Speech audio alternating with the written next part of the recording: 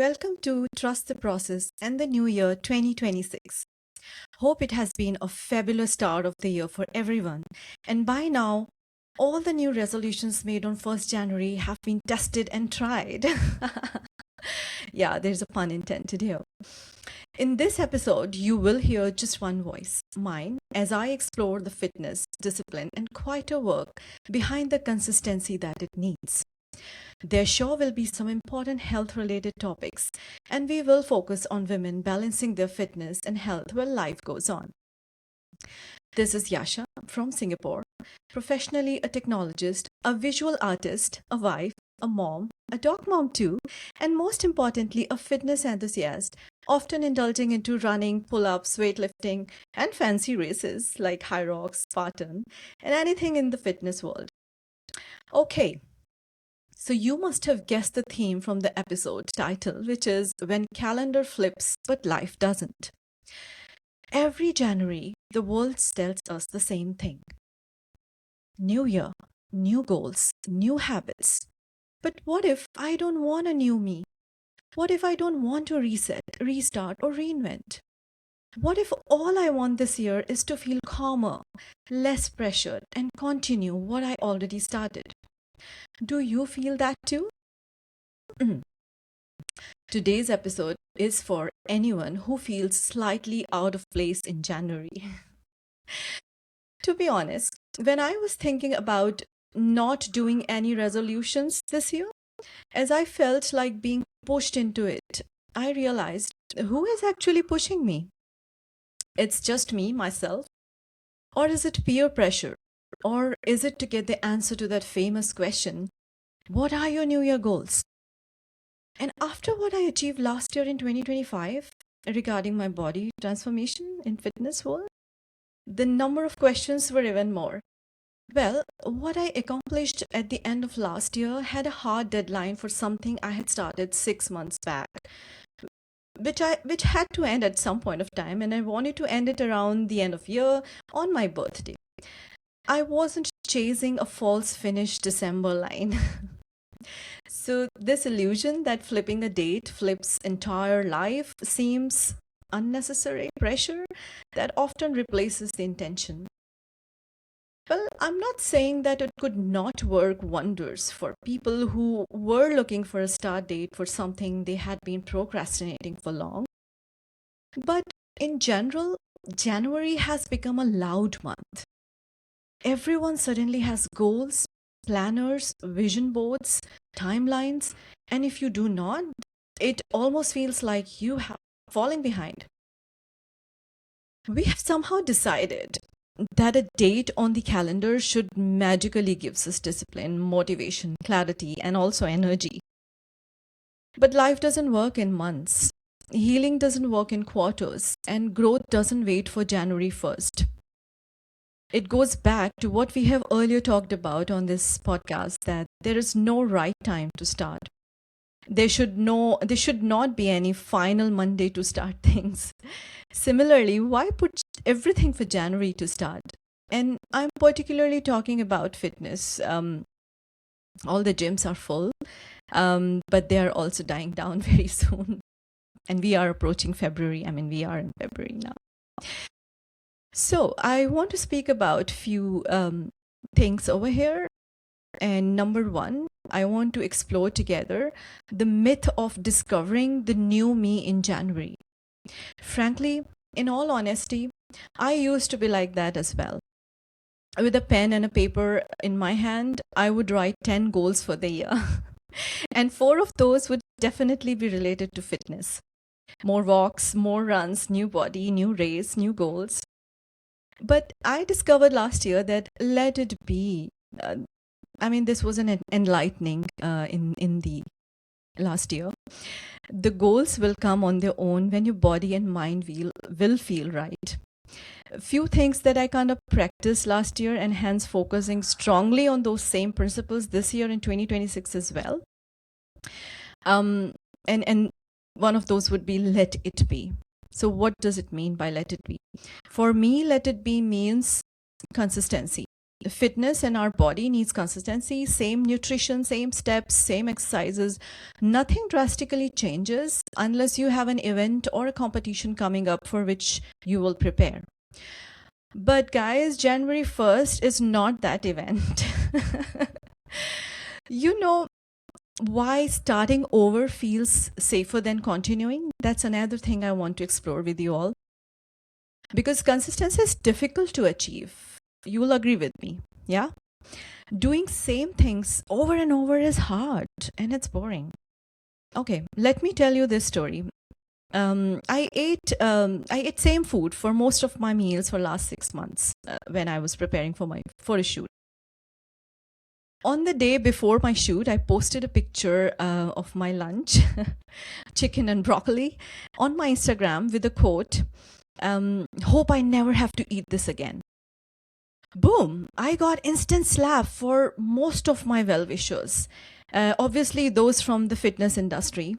Um, they requested me to change my mentality. What does it mean?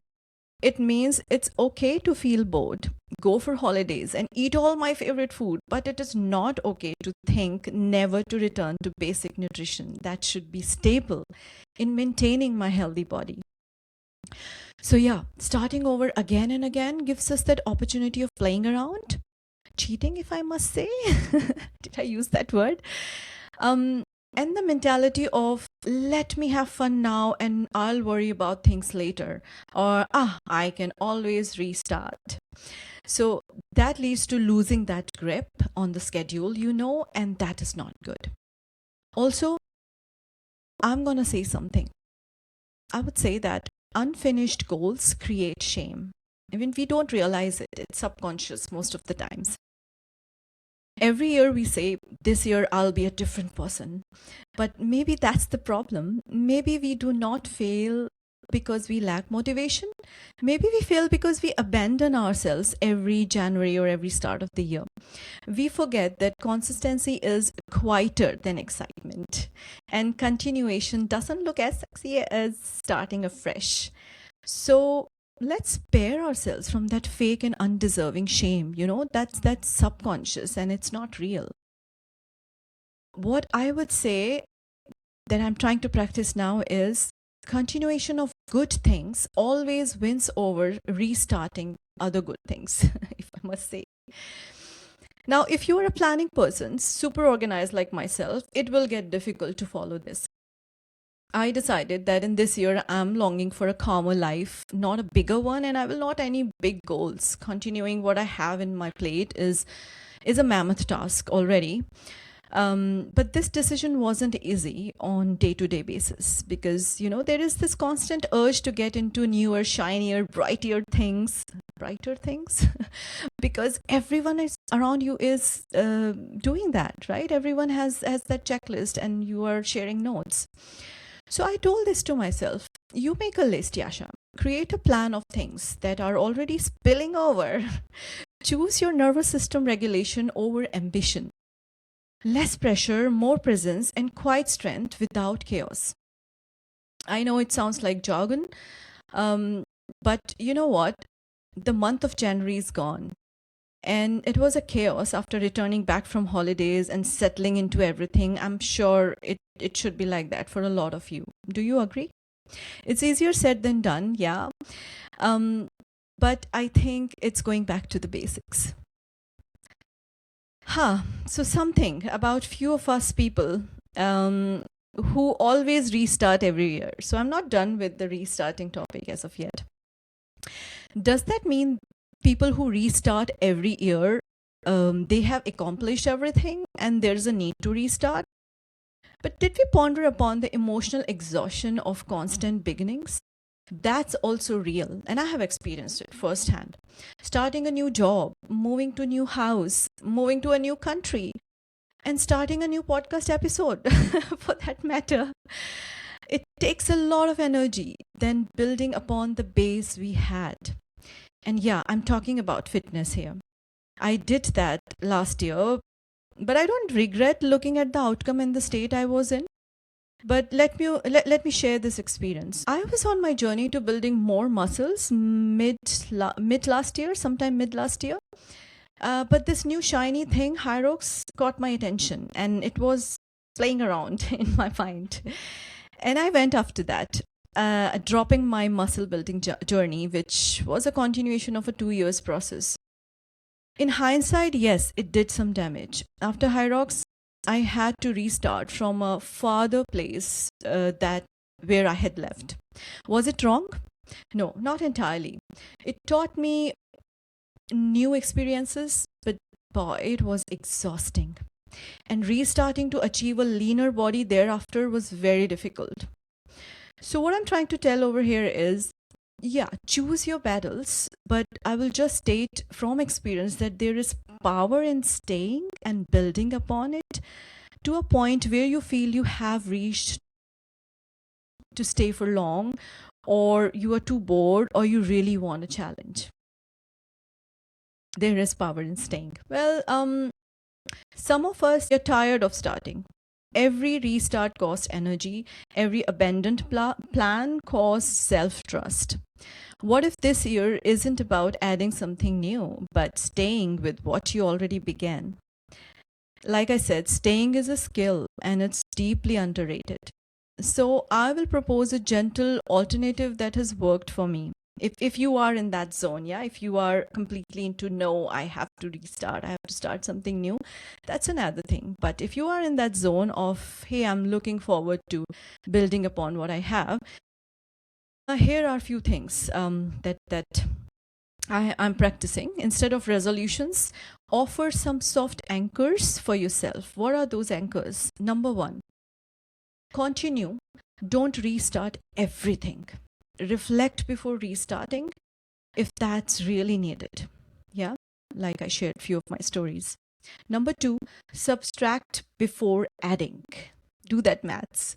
Validate if something needs to be dropped off, shed off to create space for new initiatives, or even for the calmer life that you're longing for.